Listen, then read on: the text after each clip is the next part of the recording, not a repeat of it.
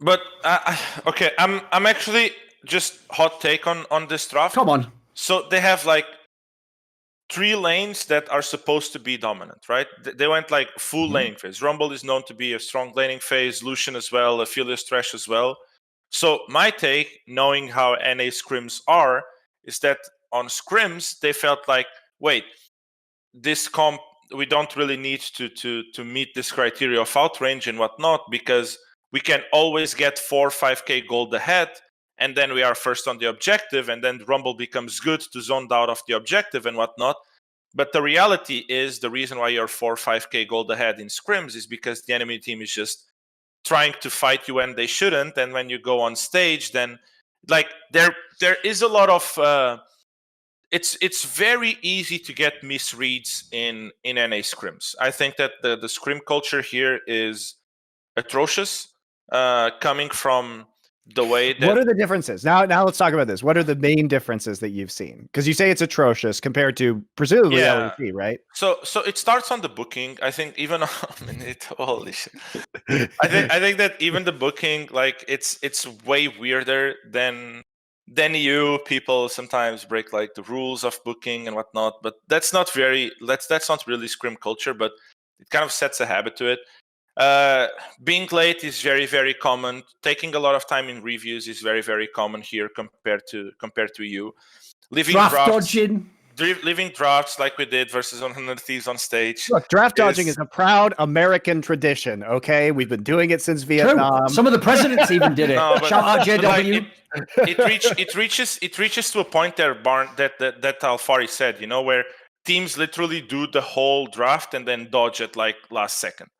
Which is, it's like, yeah, it's just, for me, that is just like lack of preparation for practice in a way, especially if you're doing it like constantly, and then the way that you play as well. It seems like there's no really, and that includes us as well. Like I'm not talking on a position of moral here or whatnot. We also do that a couple of times, but it just feels like there's like justified. Insanity has bone spurs. It's okay. It's okay. No, it's just that it seems like there's no real planning. It feels like you're actually playing in houses in most of the games.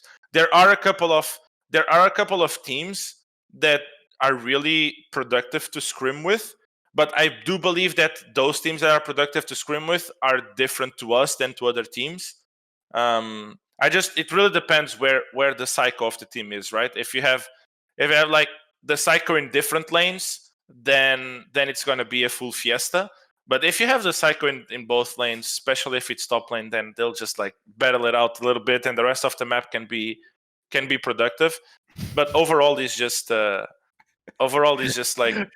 So what would you do to change this? Like, what would you say the biggest things you would do? Like the 3 biggest things to change this from your perspective to make scrims in NA more helpful? Man, I have no idea. Oh, come on. Like, no, I actually, it's very hard because it's like, where do you start? Like, well, that's what I'm asking you. Do you want a crazy idea? I've got a crazy idea for you. Let's see if you think this is anything worth going with. So half the problem with the scenario you're talking about, the draft dodging, is that you go through the whole fucking draft, and at the end, one team goes, well, we can't even play against that or with the champions we've got, so we dodge. So here's what I would logically do, right? One of the things that made Korea amazing in esports, this is way back in the day, I'm sure they don't do it now, was that essentially coaches would just build relationships and they would just agree, like, we're going to practice this sort of a way. So they might say, for example, right, this guy needs a bunch of practice in this matchup in StarCraft. So like, send your players and we're going to play these maps. And like, essentially, you sort of soft agree what the terms of the practice will be. So here's what my example would be. You do that with Academy here. Don't go into the fucking game. Have the 2 coaches just get together for like 5 minutes on fucking Discord and just go, look, we're not going to be stupid. It's not a match where I'm trying to outdraft you all the time. Like, that's not what we're doing right now. We're practicing. So how about we just do like a captain's draft between the 2 of us? Like, like, tell you what do you want in your scenarios? You want to practice like Gnar and something else. I'll give you the Gnar, but then I get this Hecarim or something. You know, like whatever you trade. And at the end, you go, right, we both got like reasonable champions that we both want to play. Here's some of the rough things. We're not going to obviously give away the game plan, but this is roughly what I want to play. You can have some concessions, and then let's have a productive scrim. Like in that scenario, in my opinion, that 10 minutes just saves all this shit. You don't have any idiot at the end going, get out the game. Like, what is that? I mean, the only issue that I see with that, and the reason why, like, I can already say that I had an issue with that is that it's not like that wasn't really tried.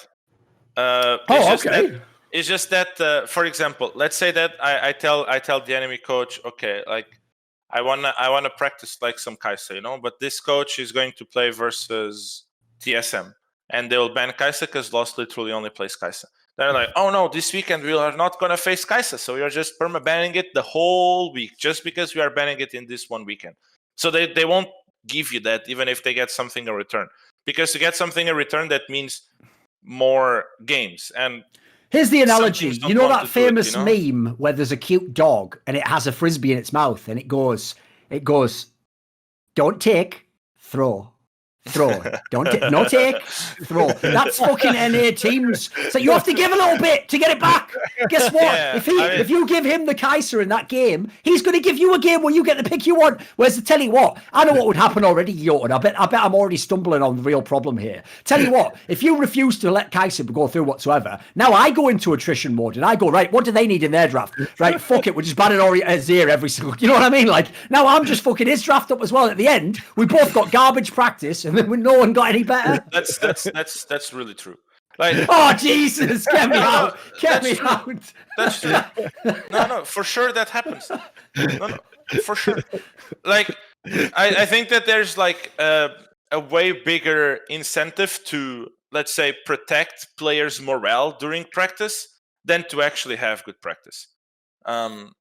Because I also feel like the demands in order to win any games is lower than EU, right? So you're like, it's more about, oh, let's just be like, keep everyone happy.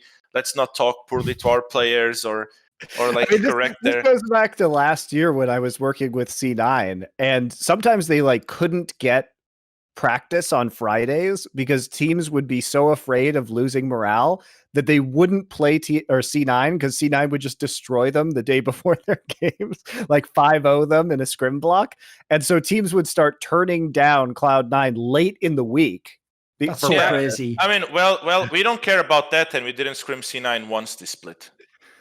By the way, the reason why that's crazy to me. Sure. Huh? Why is that? Why is that? Because C9 doesn't want to. Like, they only scrim 2 or 3 teams, I think, or 4 teams or something. And that's another issue of NA. In EU, you actually understand that you, as a top team, scrimming versus every single team means that the region will just like elevate, you know, will just become better. And if the region becomes better, then your practice becomes better, and then you become better. But NA doesn't understand that. So top teams, especially, from what I know, or from our experience at least, C9 and TL, they think that that doesn't work that way. And if they only play with the best and they create a bubble, then they will improve more. And I genuinely believe that that's just straight up wrong. And that's one of the big difference from EU as well.